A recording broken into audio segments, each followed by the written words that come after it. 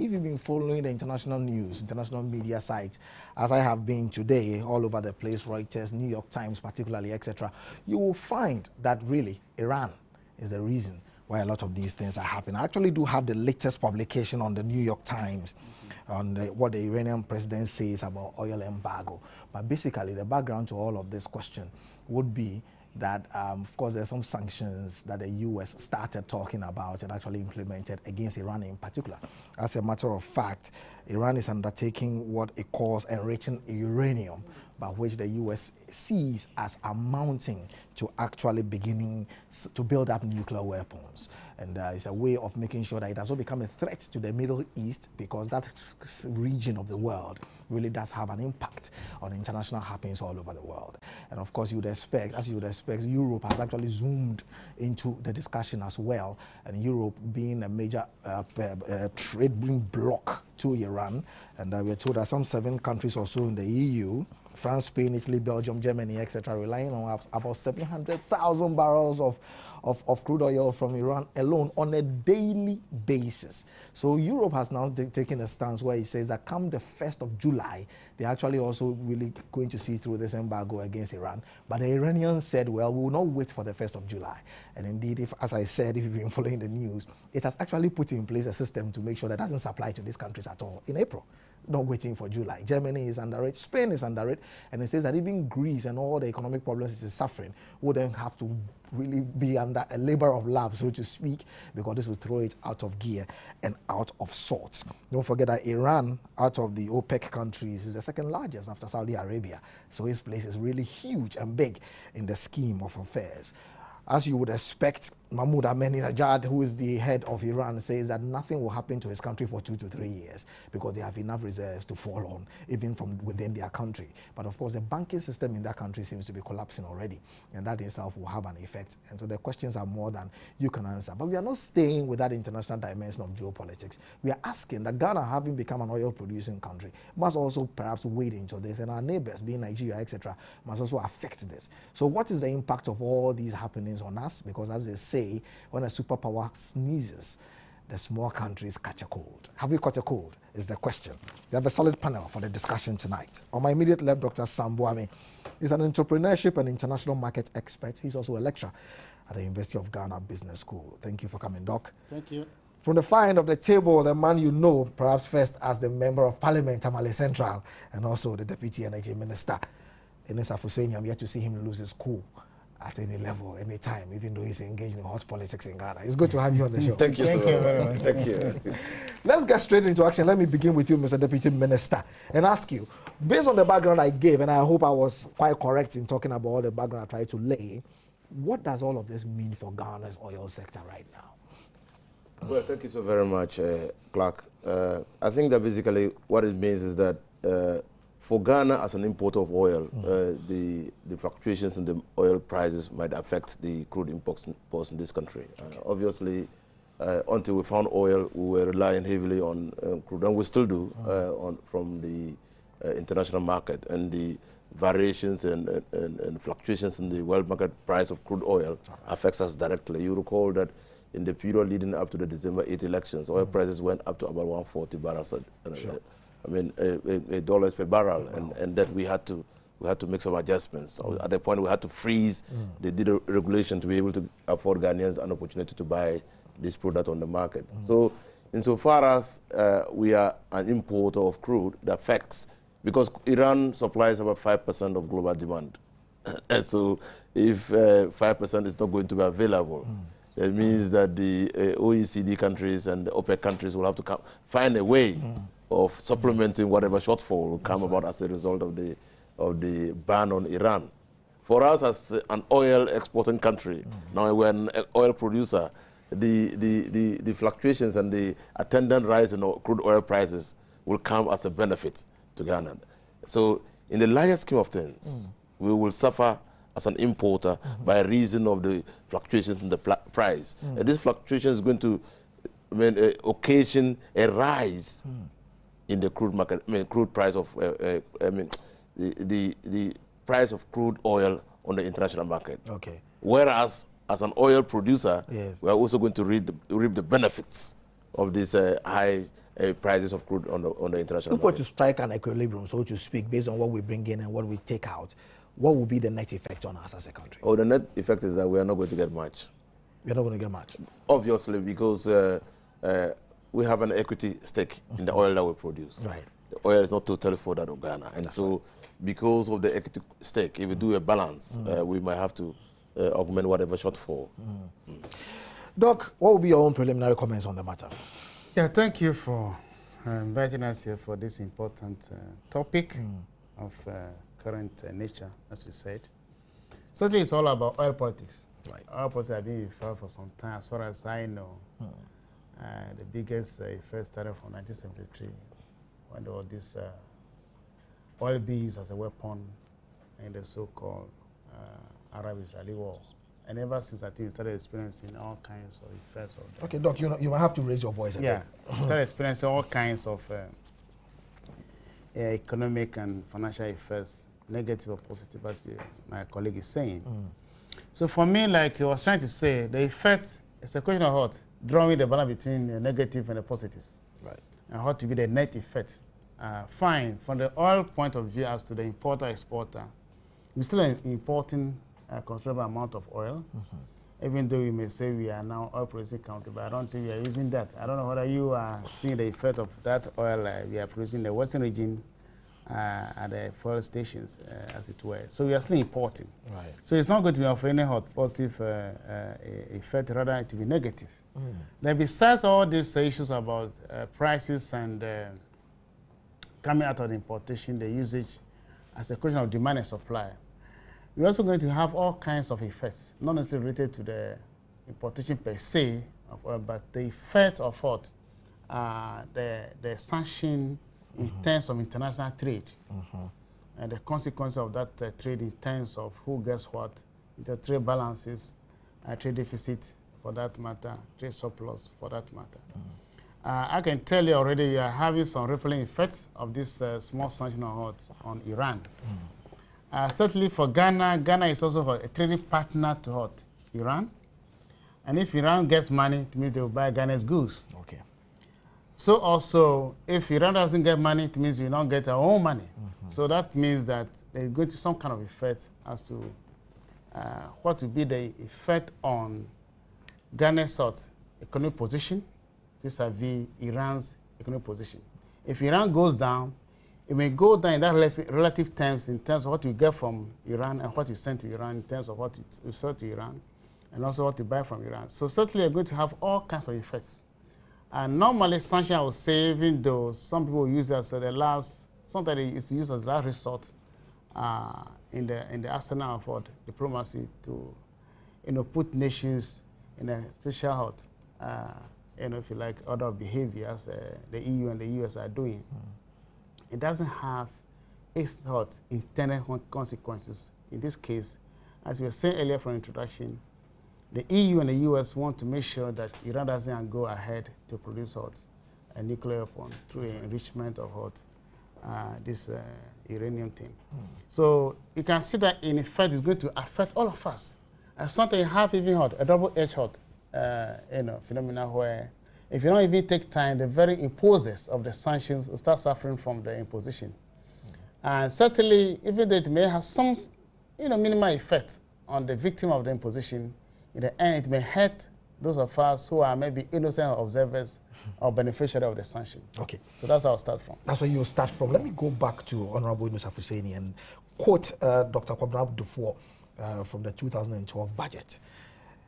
It says the total revenue from crude oil sales in 2012 fiscal year is projected at 1,239,082.82 million.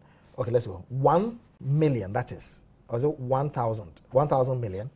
Interesting figure. It's 1,239.82 million. Okay. Based on an estimated average oil price of $90 per barrel. And production of 90,000 barrels per day. 90,000 barrels per day, and we are talking about at $90 per barrel. Of course, at the time of the presentation, he couldn't have known that these are the things that would be happening in world politics and have this effect. Do you think that this position will change for the year 2012 fiscal year? Do you think that the figures that we expect will change? Do you think that the price will affect us? And are we able to change our production of 90,000 in any way? Are these figures really figures we can stay with for the year?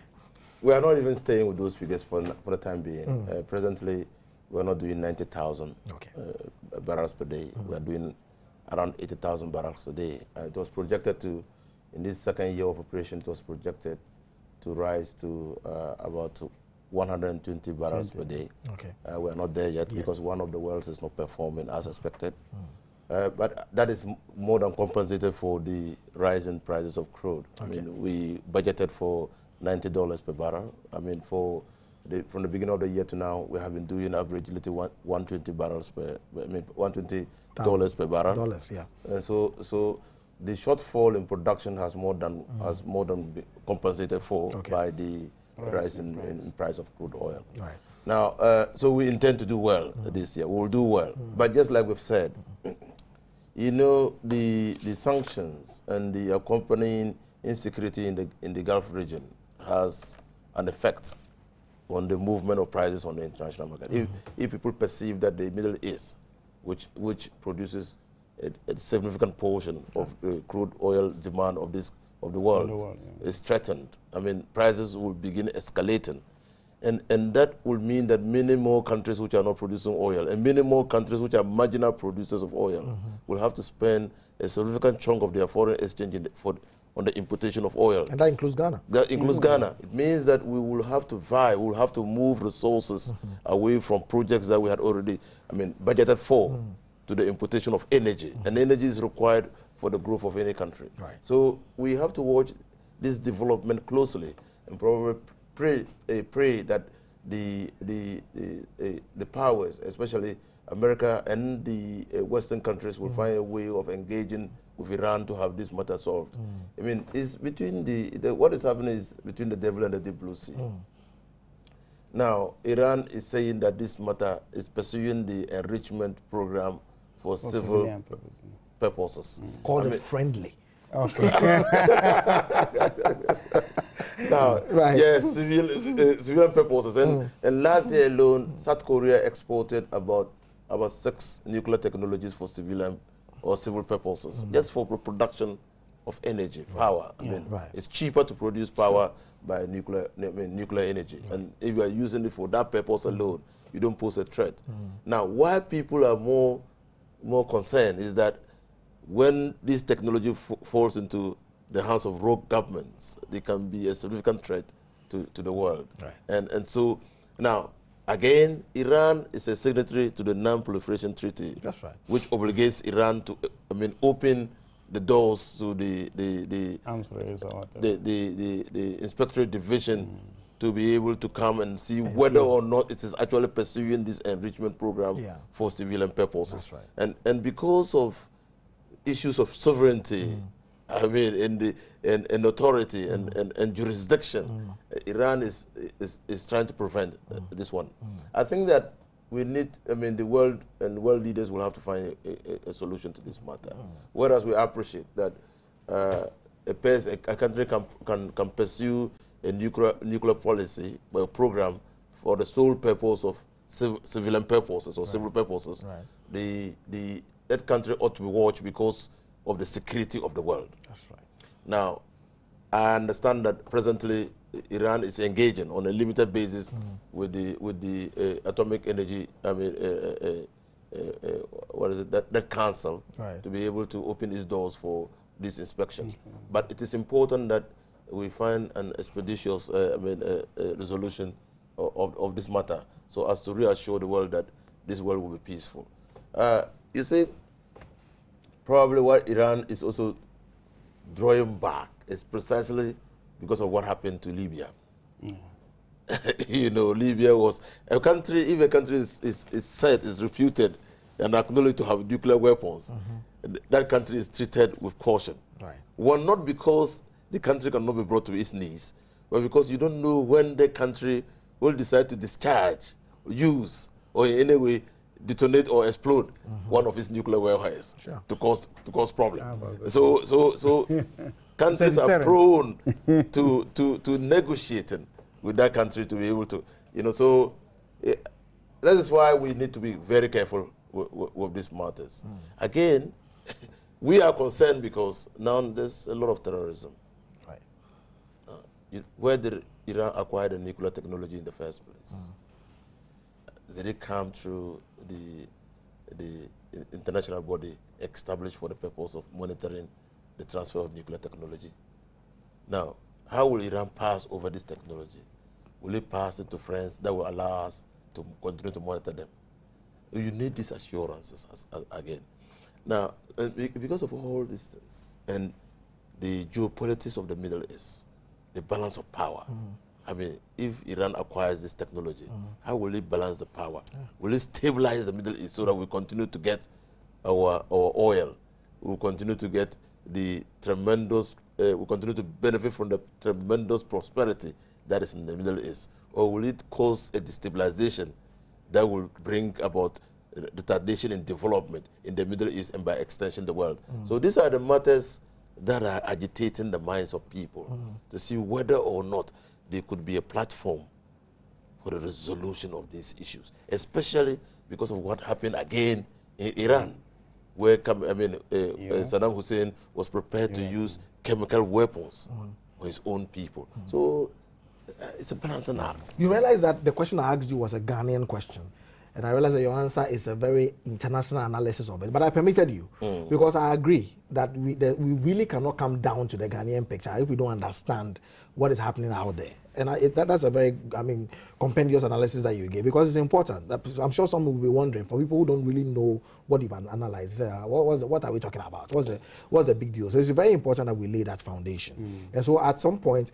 I'll come back to this issue about our budget and all of that, and what it means. And in fact, he gave a breakdown of how the money should be accrued and all of that. That's for the finance minister, and we'll take it. Okay. But really, that point is a very salient point that you raise.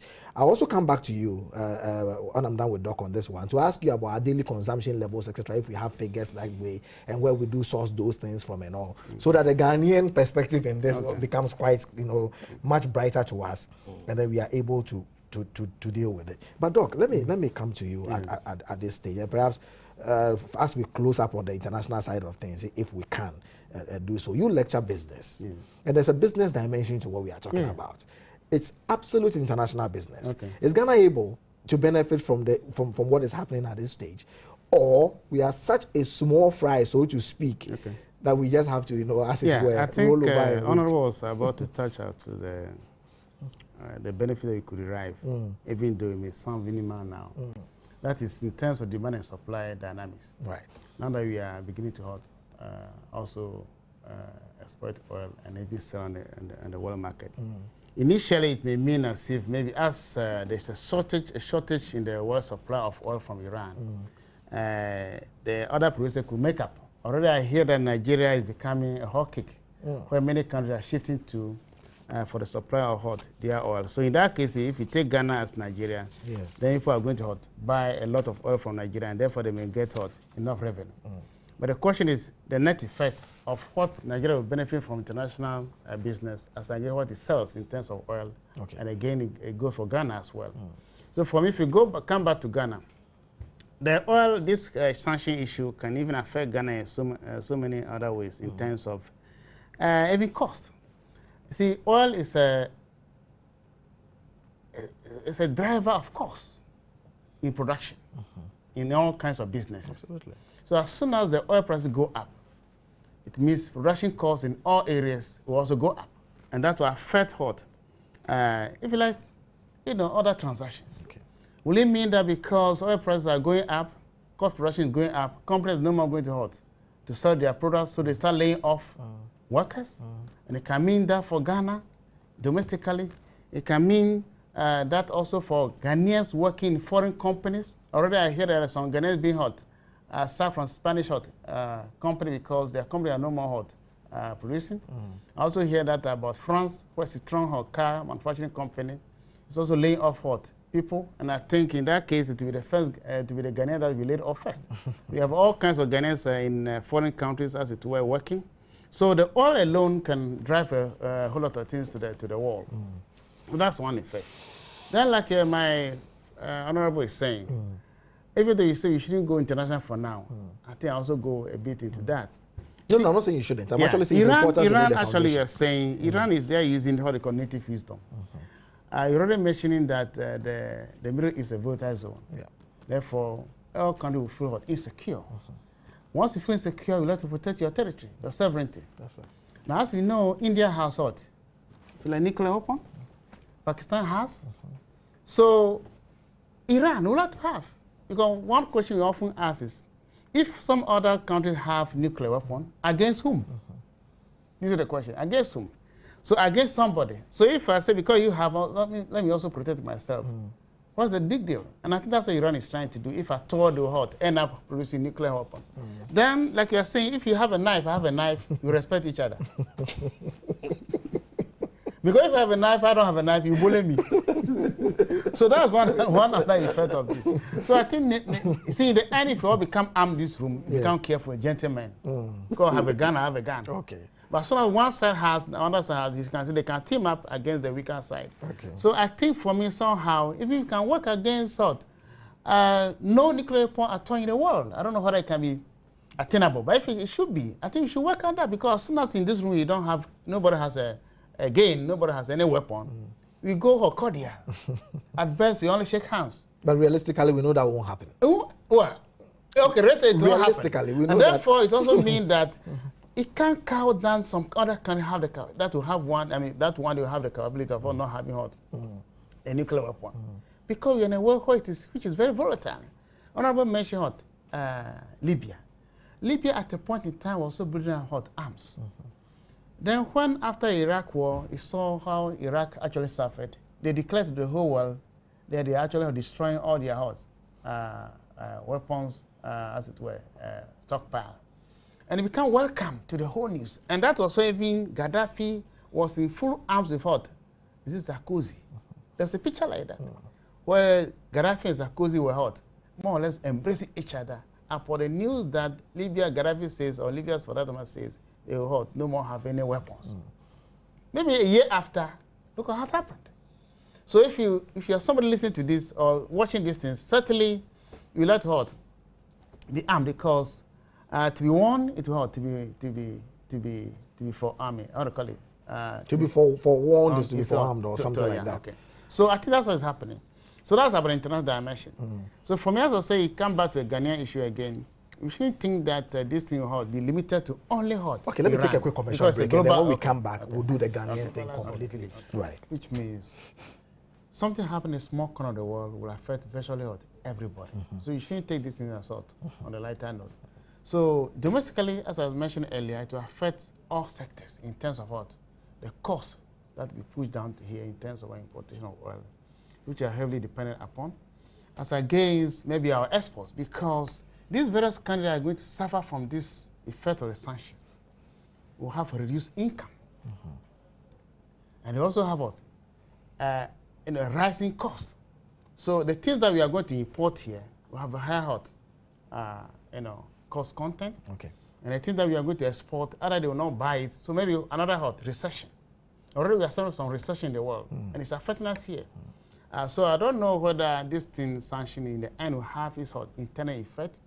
That's to cow down Iran is stopping its nuclear enrichment push. Okay.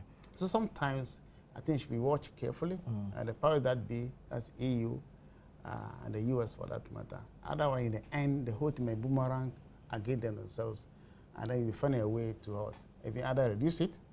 Like Honorable said, I think I'll prefer maybe some kind of however long it will take, some negotiation, and then somehow cajoling. I saw in some, printout, we should use carrots more than the sticks. Interesting.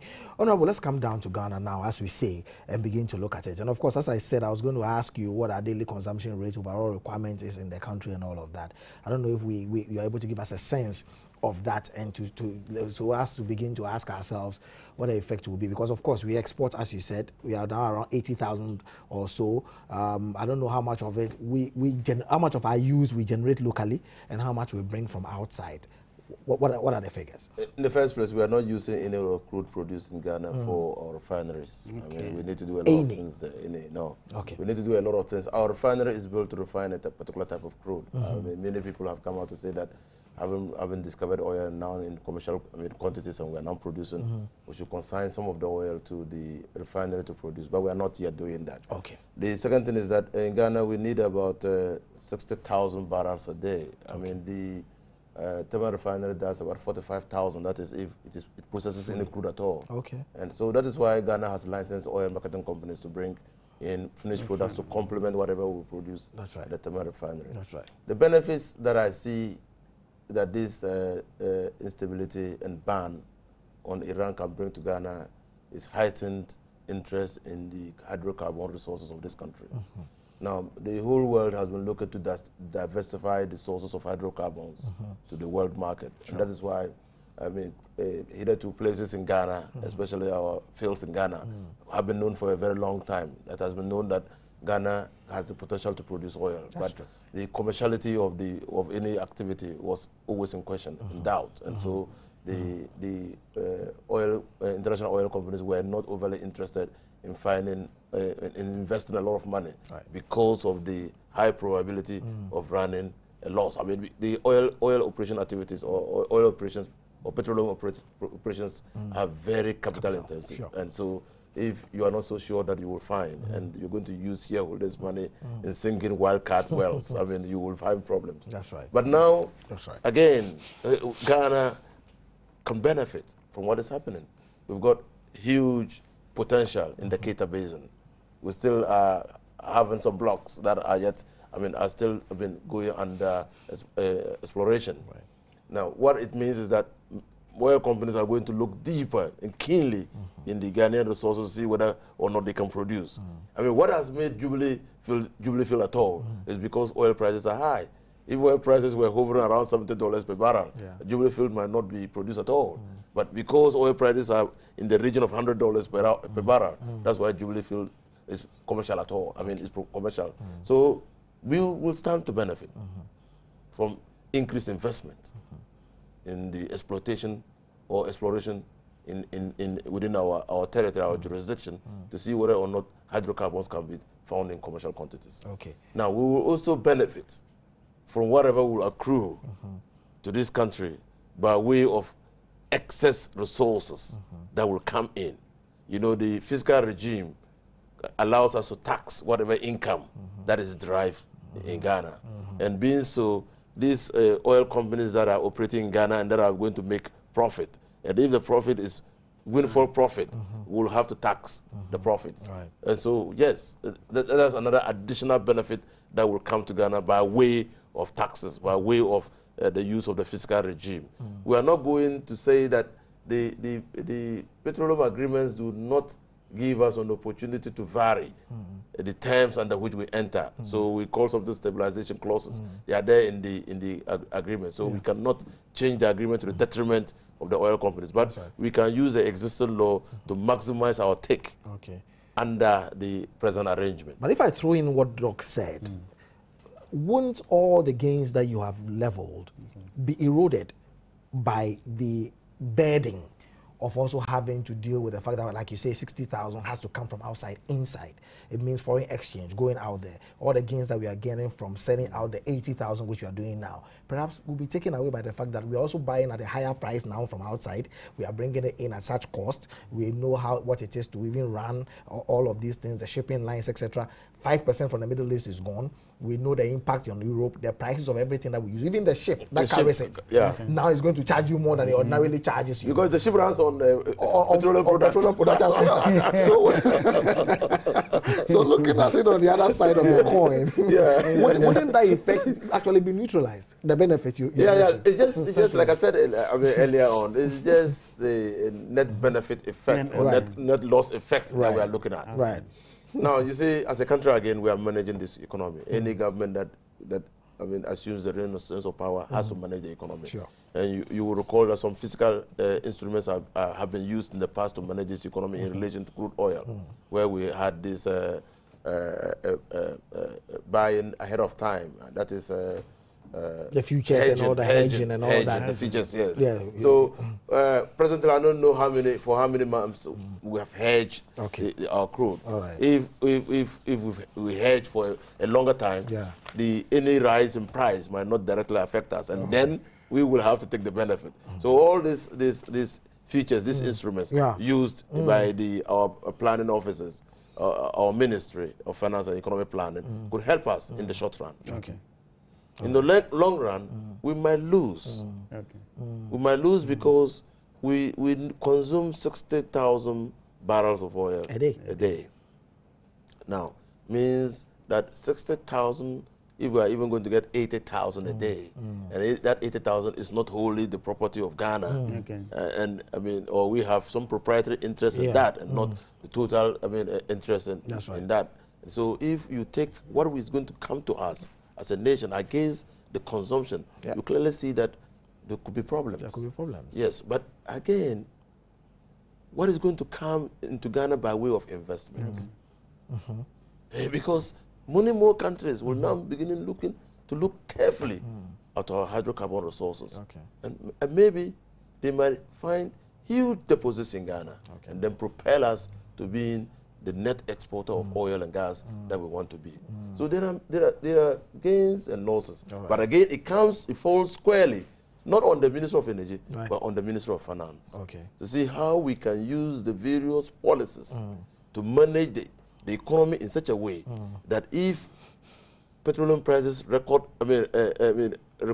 high prices or high increments, the net effect would not be a shock to industry, would not shock labor to such an extent that we will have instability in the system in Ghana. In addition to that, I just mentioned that rarely you mention investment. He said an example where he said when assuming the world crude price was to be 70, nobody have been invested in hot. In the Jubilee. That's right. So let's assume that this pop in this teacup, which is the Iran sanction, will surge prices up. And therefore, an investor will see prospects in investing into that sector. And that will happen to Ghana. Then fine. In the end, we will benefit because we also assume that this sanction will not last forever.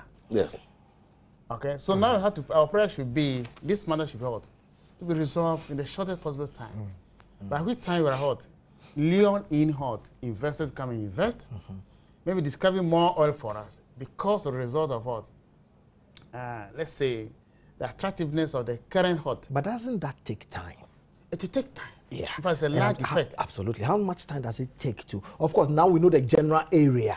So it may take a shorter time than it has taken us all these years to discover what we discover. But within that time period where all the investments are done, the sinking is done to discover the oil and all of that, what happens to us if this problem is going on? We don't know, but eventually, if it happens, what I thought had a benefit anyway. Today maybe it's like a surgery, operation. We'll have some sharp pains. But eventually, there'll be softening of hot. There'll be softening. The Honorable Deputy Minister really raised a very important area, bringing derivatives. I'm sure it's an area you have to deal with as well, because in the derivatives market, basically with all these futures, and we call it hedging generally in Ghana, you hedge your oil based on what you see and all of that. I was reviewing Yahoo News this afternoon, and according to them, Goldman Sachs, which is a very reputable organization, is of the opinion that at least $20 per barrel, I mean the $20 extra on the price of oil now, is based purely on the speculation and the hedging that we are doing right now. And if that is true, and we don't know what will happen, I don't know what your mind is in terms of this Iranian EU-US problem, but if that is true, and that is what we are seeing based on prices and all of that, then do you think that even if 90,000 is all we are doing, because Nigeria, etc., are doing in the hundreds of thousands and thousands, millions a day. 2 million a day. 2 million barrels a day. I mean, can you imagine? That's so massive. Ours is nowhere near. So Nigeria will be smiling all the way, so to speak. For now. Do you think that all this question about what we've hedged and what we've done, I mean, Dr. Dufour gave this breakdown how the monies will be accrued in terms of what I mentioned. We don't, you say that perhaps you cannot work with because of what is happening. Corporate income tax, 384.11 million Ghana cedis. Royalties, 236.87 million Ghana cedis. Carried and participation interest, 618.484 million Ghana cedis and all of that. I don't know what the situation is with what we've hedged and all that, and what we will do and what the speculators will do in regard to our small oil, small in terms of comparison against Nigeria, etc. Would this have any effect whatsoever in the derivatives market? I mean, would it affect us? We are talking about the benefits, we're talking about the probabilities and the possibilities. But really, does it matter if we hedge our oil and we don't, based on the rates that we are selling? It does matter. It does matter. Because you see, hedging introduces some certainty. There's a risk element. Okay, the risk is simply that if you hedge at a certain price and the oil, the prices go below that price, you have to pay. It's just like you have locked yourself in a contract. So you have to pay. Now, so the watchers of the market take a lot of averages and a lot of happiness into consideration before determining at what price you hedge crude oil imports. And so now we can say that on hindsight, if crude oil, if the prices of crude oil on the world market goes higher than the amount that we have hedged and continues to stay there, and we are locked in a long-term contract for our crude, we will obviously benefit. Permit me, I don't want to lose some viewers. I know that sometimes after the show, people meet me and say, oh, we didn't quite understand that part. So just so we don't lose people, because this may be a technical side of things. In an MBA class, I'm told most people don't get good grades for derivatives. It's a tough thing. So at least I'm dealing with a small aspect. Let's talk about, for instance, the futures. And then we hedge and we say, okay, what we are doing basically is that we are expecting that you will buy our oil at $100 per barrel. What you're saying is that even if at the time that we said we will sell it to you, it comes that it is 70, the person who has agreed to buy it at 100 still has to pay for it. What it also means is that if at that time it is $150, then we'll also be losing, we have to sell the 100. It is a way of really assuring each other that at least we know we'll get this amount of money for it. And is planning and all those things. Absolutely. So that is it. That's it. So if the finance minister was talking about $90 per barrel, is it a hedged price he's talking about here? No, or just an that's the budgeted price. Forecast. All right. That look, we've taken everything, and you're always being conservative in budgeting. That because of what is happening, we think the oil prices will not fall below this $90. And then we are going to get about 90 barrels. Indeed, at the time that he went to Parliament, he had reasonable belief to expect that oil production in Ghana would rise to 120. But he was being conservative and said, look, even let's put it on 90. If we don't get to 120, at least we'll get to 90. But we're not there. You see how forecasts can affect planning. We're not there. We hope to get there. And so what he simply did was to tell the people of Ghana that we legitimately expect $1 billion from crude oil exports to supplement, because the revenue that we derive from petroleum goes into 3 accounts: the annual budget funding amount, the stabilization account, and the heritage account. Now, so if we expect this, and at least or not less than 70% will go to support the budget, then we can say that from the crude oil exports that we will have and our entitlement under the JV that we have entered with the oil producing country, international oil companies, we will have X amount of money supporting the budget. Again, the law, the Petroleum Revenue Management Act stipulates the areas that the amount should be invested. So when you go to look in the main budget, you will see that monies had been voted for those areas. And then they expect at the end of the year for us to track and see whether those developments have been carried out. Now, what will happen if oil prices go up? Will mean that we will have additional money. It happened in Nigeria so many years ago, and that got almost all Ghanaians moving towards Nigeria, where they budgeted for 20 or less, and the oil prices just went up. And they were building all the skyscrapers, brought in Peugeot from France to manufacture Peugeot. So it could happen. It could also happen that oil prices, even at the 90, will fall. And that affects seriously your planning. For instance, we've borrowed $3 billion from China against our oil, because we're now an oil revenue, because we're now an oil producing country, expecting that oil prices will stay at a certain amount. Now, because of the fluctuations in oil prices, the vacillations, or what they call it, the movements. Okay, if oil prices fall below a certain amount, our ability to meet our obligations under such facilities will be seriously compromised. Interesting. Let me take a quick commercial break. 1760 is still the line. We're hoping to get your messages through. We have a little technical difficulty. Send them in. I'm sure we'll read them soon. Stay with us. We'll be right back.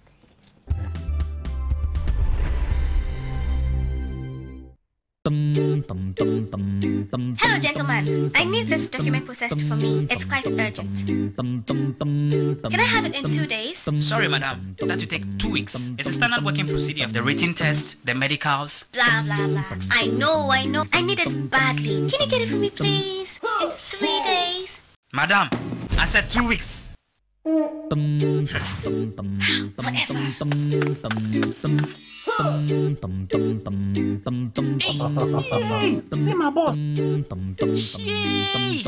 Corruption, Barney. What do I do? Blow the whistle.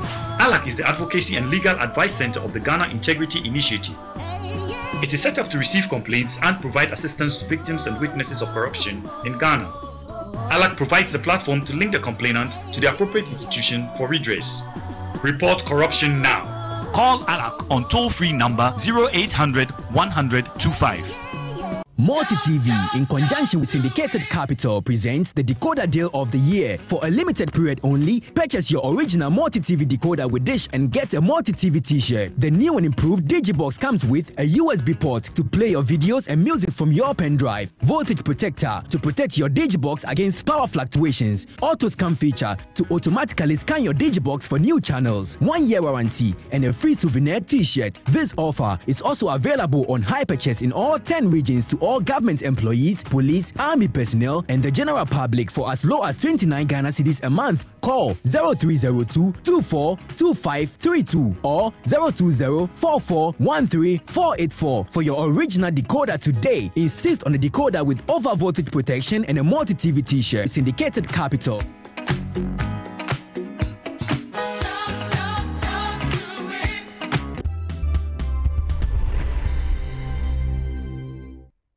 Thank you for staying with us. Doc, let me begin the segment with you and ask you, do you think that Ghana is even supposed to be discussing this matter the way we are doing it? Some are saying that perhaps, as it were, let's leave it for the big boys to talk about. In Africa, we know the big boys, Angolas, the Nigerians, etc., to talk about these matters. And that, yes, we may be doing this on a commercial basis, but really, we don't really have a stake. We cannot tilt the scale, so to speak. No, Ghana needs to discuss some of these things, even though I don't think that you are discussing it just because maybe we are producing oil. Producing not the quantity that maybe we would prefer, is on a small scale. We're also discussing this in terms of general effects on the Ghanaian economy. As I mentioned earlier, it's not only in the oil sector. Sure. It has ramifications for other health sectors. And essentially, cost-benefit issue as to what the countries that are going to, suffer from these sanctions may not be able to buy some of our goods as exporters, as we are exporting some items from here.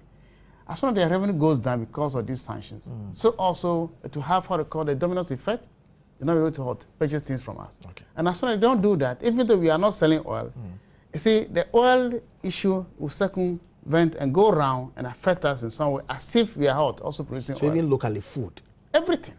How do we bring the food from there? Even though we keep on saying every year we should be export-oriented economy, we tend to be import-oriented generally. Right, sure.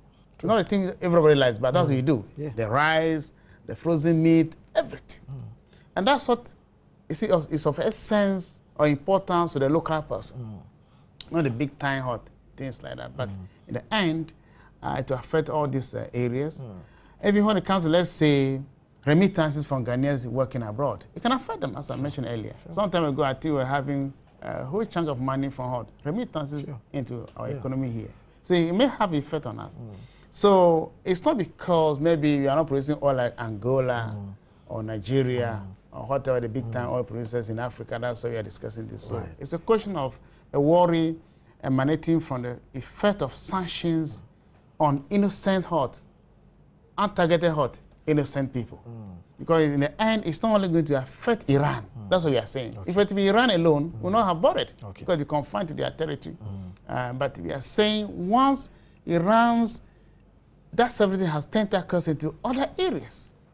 Earlier you mentioned that Iran actually had the sports of 5% of total world trade. It's a big chunk in terms of volume. It's a massive It may trade. sound relatively small in terms of the percentage, but it's massive. It's massive, and particularly because of where it is also coming from, the Middle East, which happens to be the hub of trade.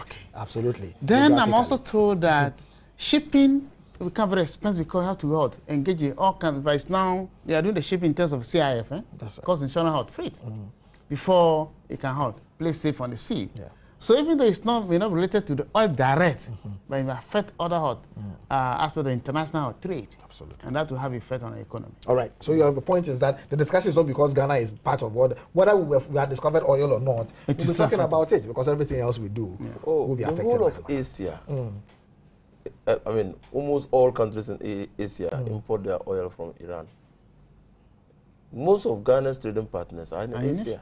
Absolutely. So, I mean, business will slow down, and the prosperity drive will also slow down. So it will affect us, and that's why we are discussing too.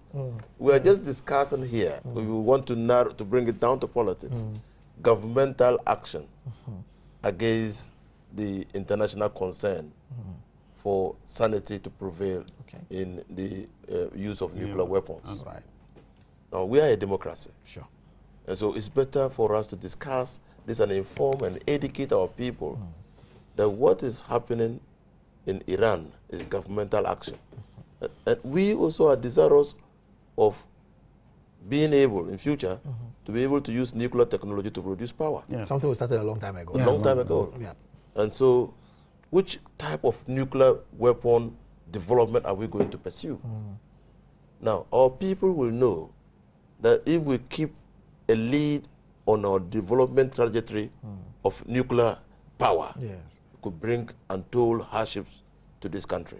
And so, you're getting the people to understand clearly that the action that has resulted in Middle East is governmental action, exciting the anger and concern of the international community. Let me push you into perhaps uncharted waters and ask you, do you think that Iran should go ahead and do what it says it's doing, which is peaceful, as it says, it's civilian purposes, it's a peaceful thing? Do you think that the US and EU should leave Iran be? No, first of all, that cannot happen. Look at the treaty. It's nuclear non-proliferation. That's right. Now, so the whole world have come to accept that we need to keep track of how nuclear weapons and its technology is deployed across the world.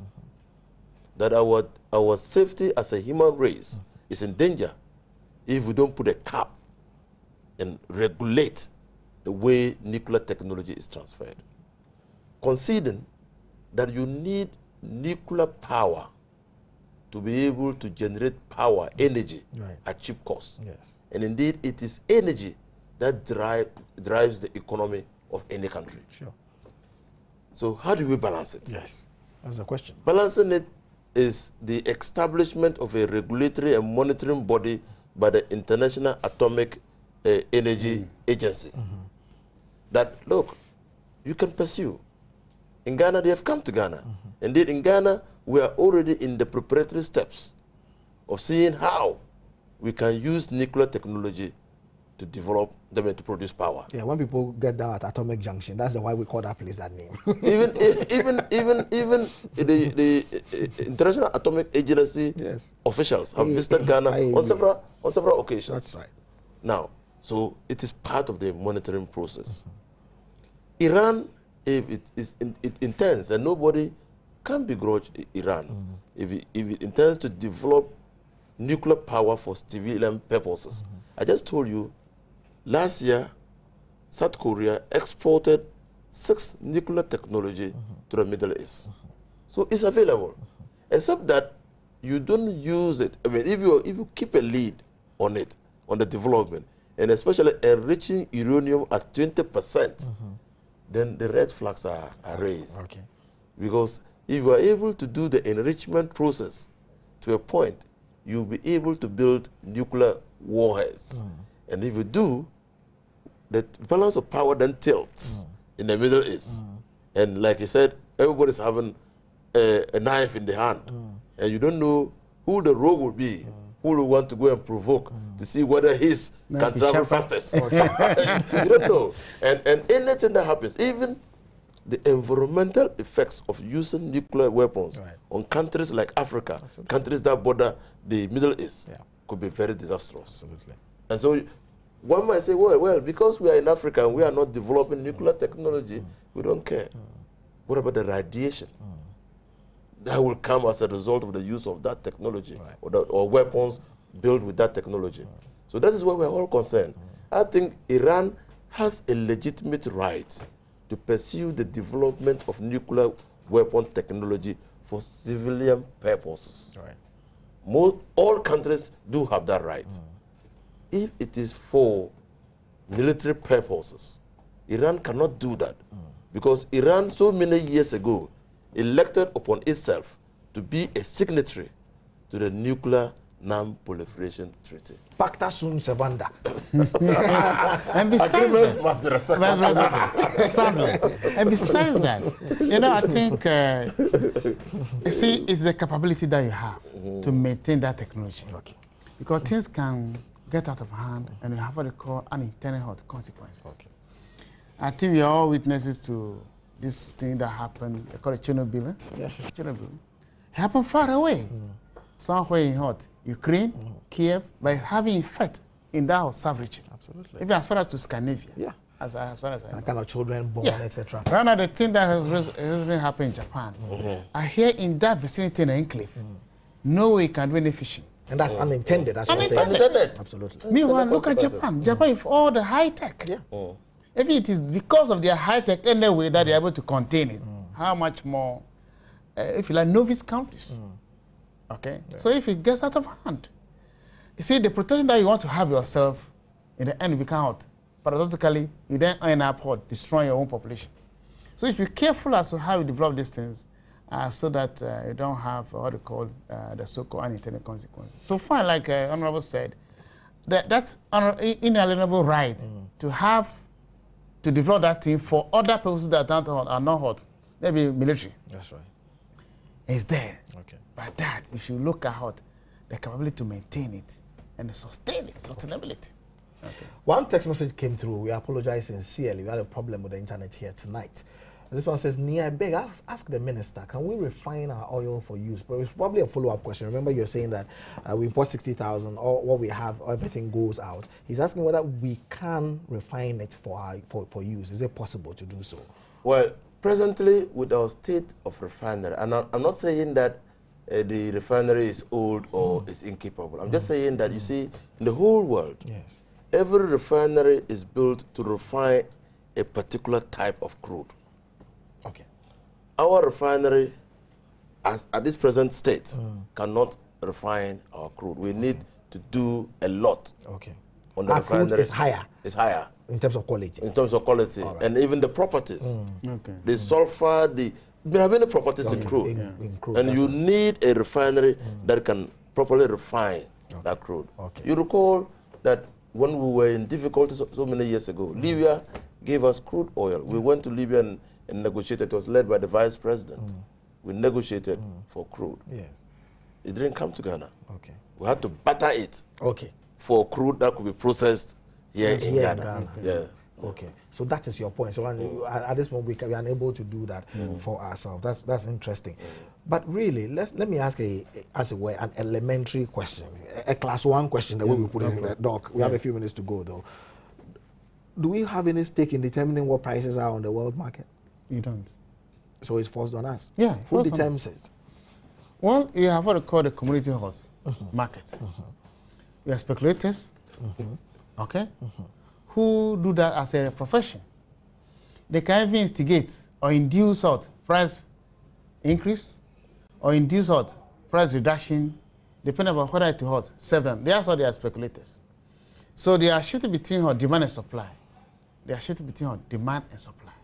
So you don't have any right to determine it. As for a long time, we know, we produce cocoa, but I don't think we have the right to determine even the price of cocoa, which we produce. So it is actually determined by the buyers, which you call the monopoly. As against, if the thing we buy, sometimes which is determined by monopolists. So at the heart, in the end, we are losers as well. So you don't have any right over any of these things. That's why always we are in that kind of a quagmire as to our economy suffering from, these price oscillations, as the case may be. Honorable Minister, why are we unable to put in the place what we should to refine our crude? We will get there. You see, when? Well, it depends on one, the state of discoveries that we make. You see, you don't go to invest in a venture when you are not so sure that with the present development you can find more oil so as to put the refinery to good use. So your point is we don't need to put in that new refinery to do 80,000 barrels. The second reason is simple. We have come to appreciate that in this country we ought to give the private sector an opportunity to drive the economy. As I speak to you, a private investor is thinking of putting a refinery in the western region to bring in crude and refine for sale in the landlocked countries. So the responsibility of refining our crude does not actually fall squarely or entirely on government. We need to let the private sector drive this thing. Why the government doesn't have that plan for now? Government, no, the government, I'm not aware yet of government plans to refine our crude. I'm not yet aware of it. But what I'm saying, that I'm aware of government plans to encourage the private sector to take advantage of the favorable conditions that exist in this country to put up refineries. You remind you, when Dr. Kwame Nkrumah built our refinery, Ghana did not have crude. Indeed, Angola has oil, but Angola has no refinery. Even now? Even now. Now, you see, when Dr. Kwame Nkrumah built the refinery, the model, the business operating model, was just that it was a tolling refinery. Okay.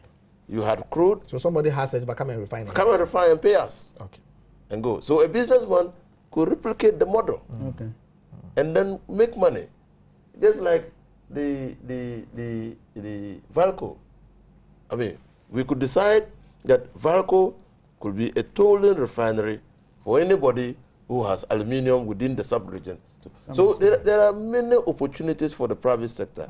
But what I'm saying is that the inefficiencies that have characterized public institutions and public work leads us to believe that probably the way to go is to go the PPP, public-private partnership, in the development of this country. We have some messages coming through, luckily, so let's take them before we go. This one says, he asked, who will trust lying unprecedented projection of incompetent NDC government and her... Okay, all right, I'm not using that word, but you're talking about so-called oil revenue estimate. It says that you're simply saying that you don't believe the NDC government. You realize I edited your message to make it wholesome for the show tonight. From Laura, this one says, it's actually unfortunate that when the NDC is talking about economic figures or gains, they want to compare the NPP's economic growth without oil and NDC economic growth with oil. The NPP never had oil but had a significant growth. What is the NDC economic growth without oil? The NDC should stop comparing a bunch of plantain with a bunch of dawadawa. They should give us a break. All right. Thank you, sir, for your message. And okay, we've just read this one. Please, kindly tell Doc and Honorable that I have really enjoyed tonight's discussion. That is Rauf A. Rahman in Tamale. I have enjoyed the discussion myself and I've learned a lot. This one says that the benefit of oil should not only be a talk shop, but a workable one. And that is coming from Yaya. Thank you, Yaya. I think those are all the messages we're lucky enough to get. Okay, this one, another one comes. It says, good evening, Nee, and to your panel. Oil has been with us for over a year now. My question is, are we consuming oil from the Jubilee field? It has been answered. Directly, what is produced from there is exported. Directly is exported. But we can say we are enjoying its benefits. Right. So with high prices of oil on the world market, how and to what extent does it have on us as a producing country. I think we've discussed this at length. Of course, I understand why this is now coming, because we had a little difficulty getting your messages through, but somehow we answered it. We have to go. Our time is up. I have to say a special thanks to Dr. Sam Boame. He's an entrepreneurship and international market expert. He's also a lecturer at the University of Ghana Business School. Thank you for coming, sir. And from the far end of the table, Honorable Inu Safuseni is Deputy Energy Minister. He's Member of Parliament, incumbent for Tamale Central. What do you see coming in December? Oh, I hope to retain the seat. Hope to retain the seat. Yes.